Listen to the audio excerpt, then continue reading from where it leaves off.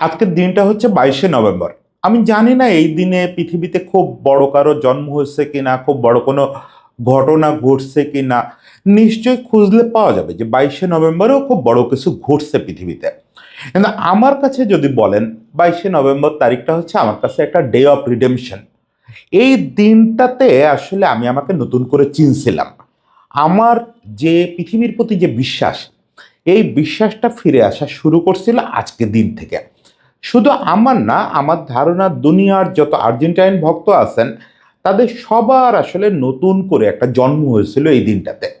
2022 সালের এই আজকের দিনটাতে ওই লুসাইলে, যে লুসাইলে পরে আর্জেন্টিনা ফাইনালটা খেললো, ফাইনালটা জিতলো, সেই লুসাইলে প্রথম ম্যাচ খেলতে নামছিল আর্জেন্টিনা 2022 বিশ্বকাপে।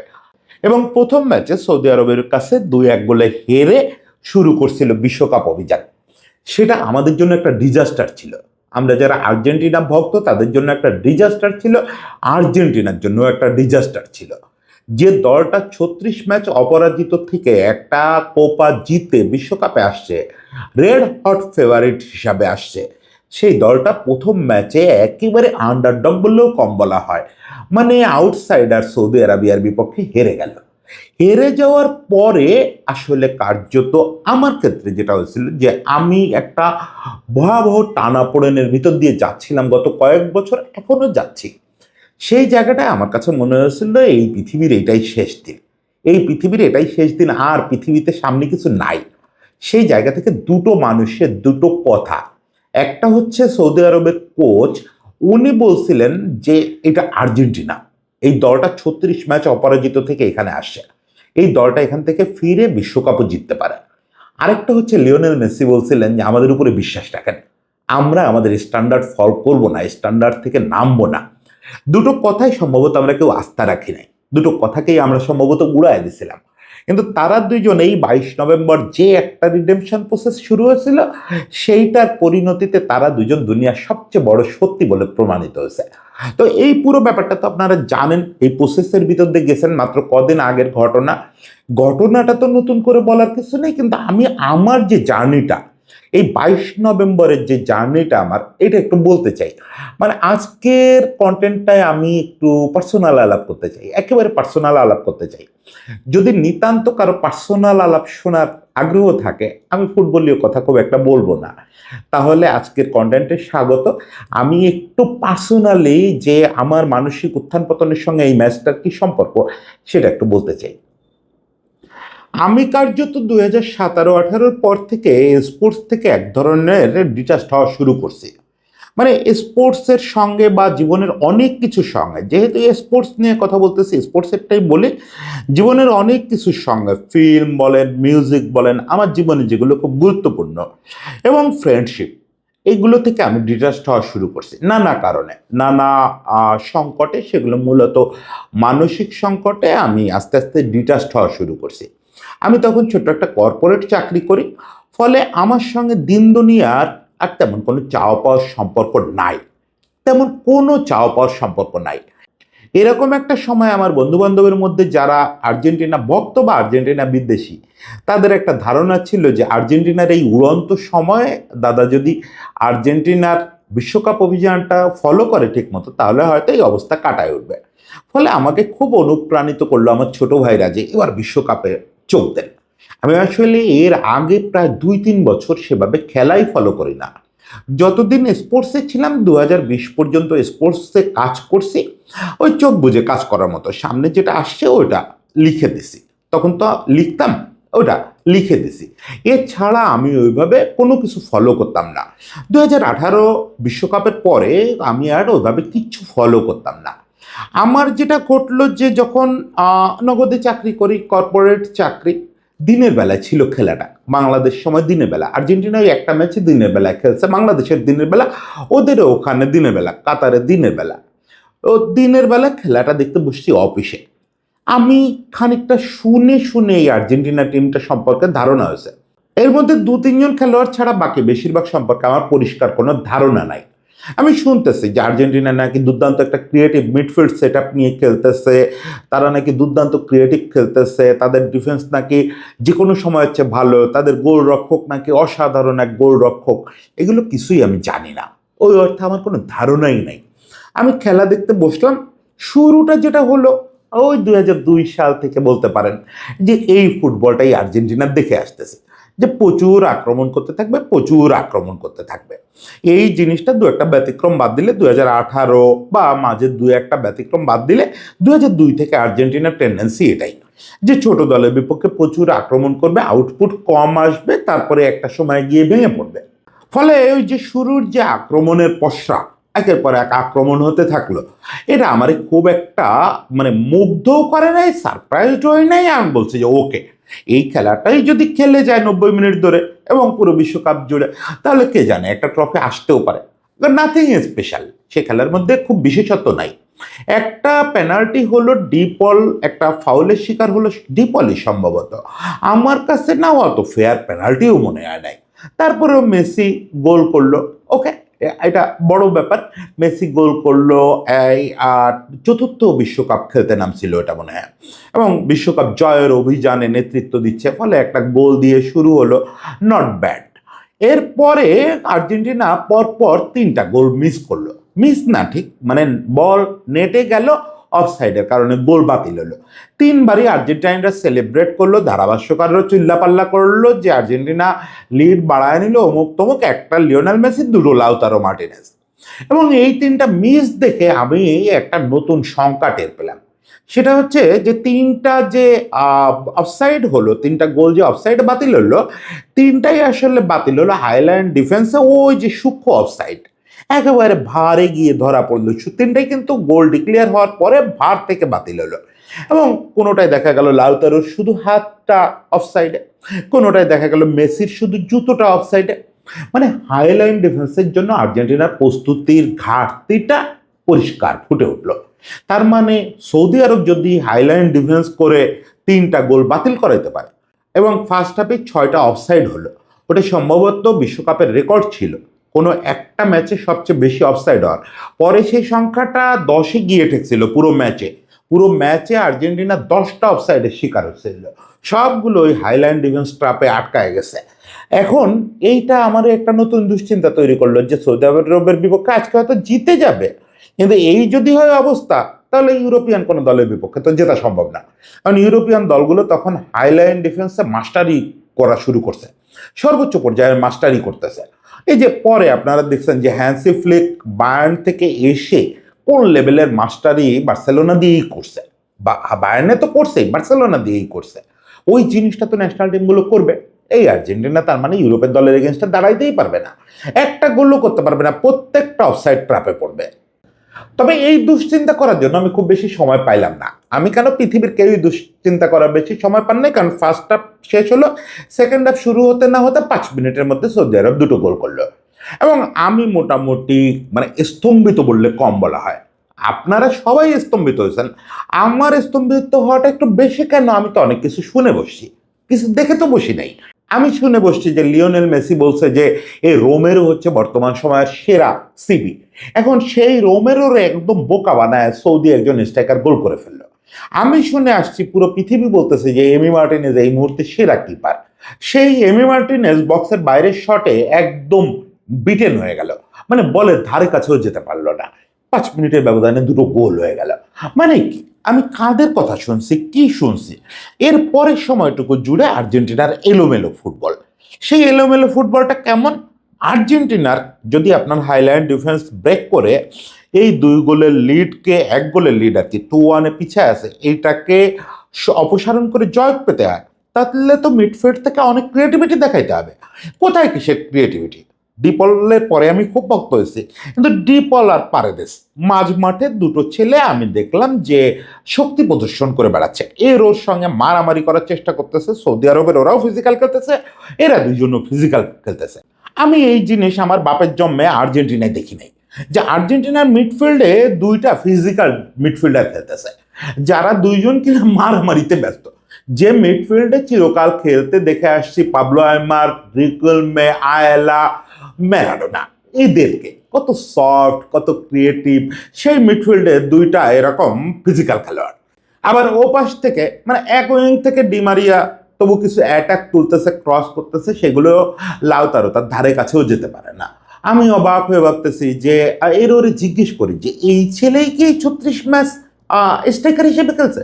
সবাই বলে হ্যাঁ ও তো খুব ভালো স্ট্রাইকার, ও ইন্টার মিলানের স্ট্রাইকার। আমি বললাম কি, কে, কোত্থেকে আসছে, এ কাছে এই লোক?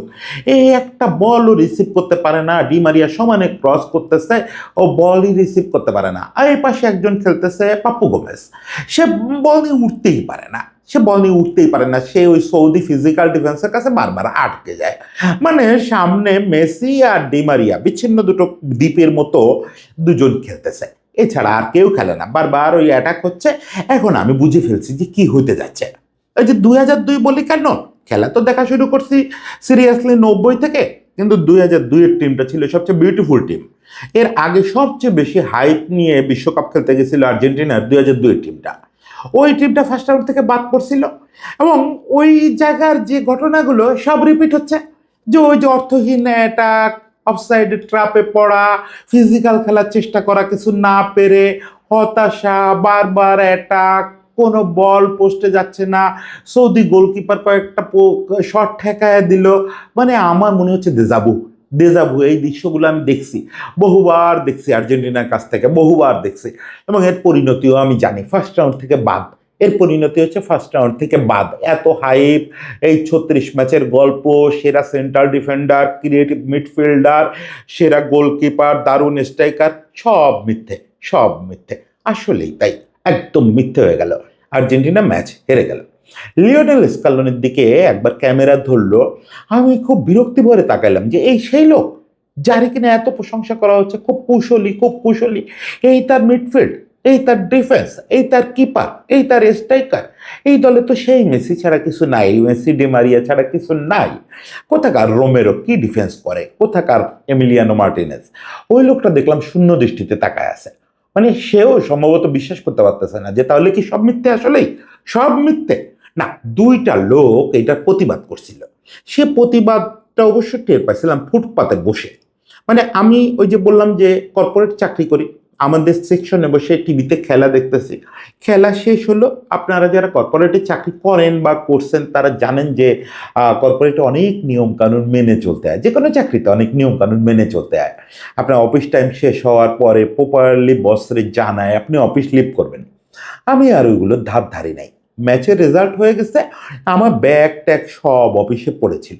আমি একা একা এসে সোজা নিচে নেমে আসছি, এসে ফুটপাতে বসে একটা মানে আমার বদ অভ্যাস আছে, আমি ফুটপাতে বসে আছি। মানে আমি ভাবতেছি যে আমার শেষ পর্যন্ত বেঁচে থাকার অনুপ্রেরণাটা কি।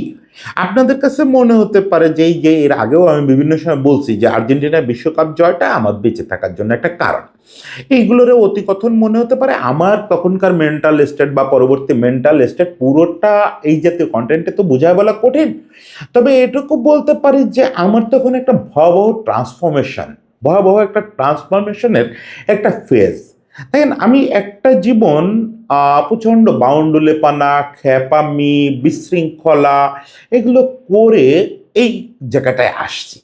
আমি একসময় আপনারা যেগুলো অ্যাডভেঞ্চারাস কাজ বলেন, হেঁটে হেঁটে পাহাড়ের চূড়ায় চলে যাওয়া, সেই কেউ কারাডাং বা মাসের পর মাস সুন্দরবনে ট্রলারে কাটানো, এগুলো করছি। ভয় ভীতি সেভাবে গ্রাস করে নাই, কখনো উদ্দীপনার অভাব হয় নাই। সাংবাদিকতা করছি, ঢাকায় এসে লাফায় ঝাঁপায় সাংবাদিকতা করছি, কখনো উদ্দীপনার অভাব হয় নাই। কিন্তু একটা পর্যায়ে আমি মানে বেঁচে থাকার কারণ খুঁজে পেতে আমার কষ্ট হচ্ছিল, যে আমি কেন বেঁচে থাকবো, আমার বেঁচে থাকার অনুপ্রেরণাটা কি।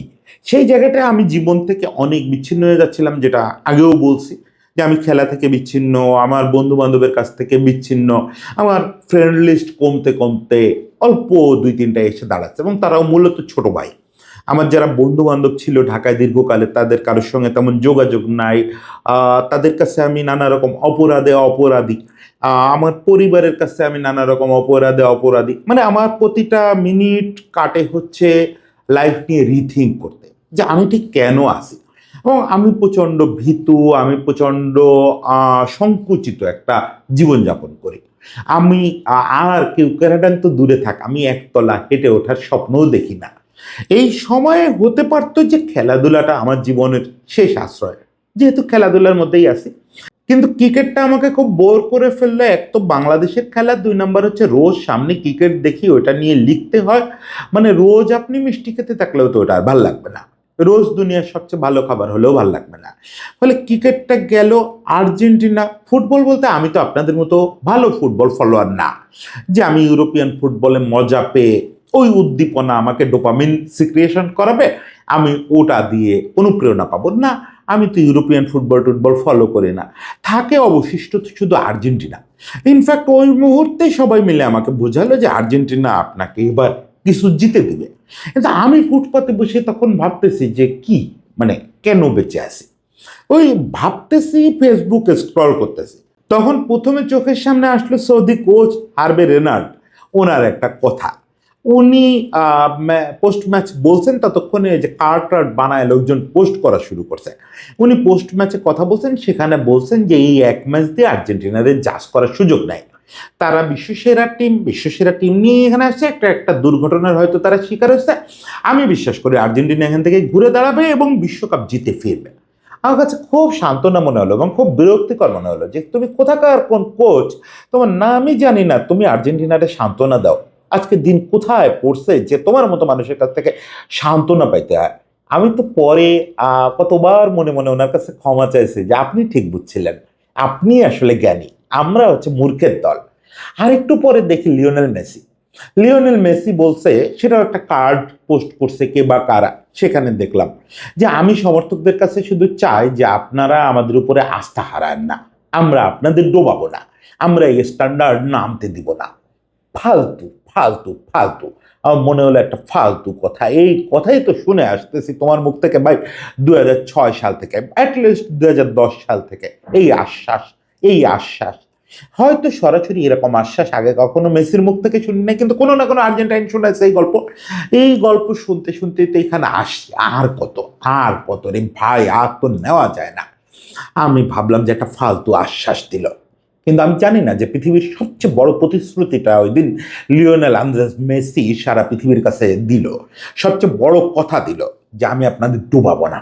আসলেই তো তাই। ওইখান থেকে আর্জেন্টিনা ঘুরে দাঁড়ালো। আর্জেন্টিনার দলটাই যেন বদলে গেল। মিডফিল্ডে ডিপল থাকলো, তার সঙ্গে ম্যাকালিস্টার যোগ হলো, এনজো ফার্নান্দেজ যোগ হলো, সামনে লাউতারো অফ ফর্মে থাকায় বসে গেল, তার বদলে জুলিয়ান আলভারেজ আসলো। পুরো টিম নতুন এক ছন্দে আসলো। তারপরে তো কি হলো আপনারা জানেন। ওই যে হার্বে সাহেব, ওই কোচ পৃথিবীর সবচেয়ে বড় ভবিষ্যৎ বক্তায় পরিণত হলেন। আর ওই যে ছোটখাটো মানুষটা, যে মানুষটা এর আগে পৃথিবীর সবকিছু পায়ের নিচে নামাইতে পারছিল, শুধু একটা জিনিসটা পায়ের নিচে নামাইতে পারে না, সেটা হচ্ছে এই সাইজের একটা সোনার ট্রফি। সেই জিনিসটারে নামায় নিয়ে আসছে এবং সে বলছে যে হ্যাঁ, আমি প্রতিশ্রুতি দিলে সেই প্রতিশ্রুতি রাখি, আমি কথা দিলে সে কথা রাখি, আমি আপনাদের ডুবাই নাই। আপনারা যেমন আমার উপর আস্থা রাখছেন, আমার মতো কিছু অধম পাপী আস্থা রাখতে পারি নাই, কিন্তু বাকিরা যারা আস্থা রাখছে তাদের সম্মানও সে রাখছে। এই জিনিসটা আমার পুরো জীবনের জন্য একটা টার্ন অ্যারাউন্ড।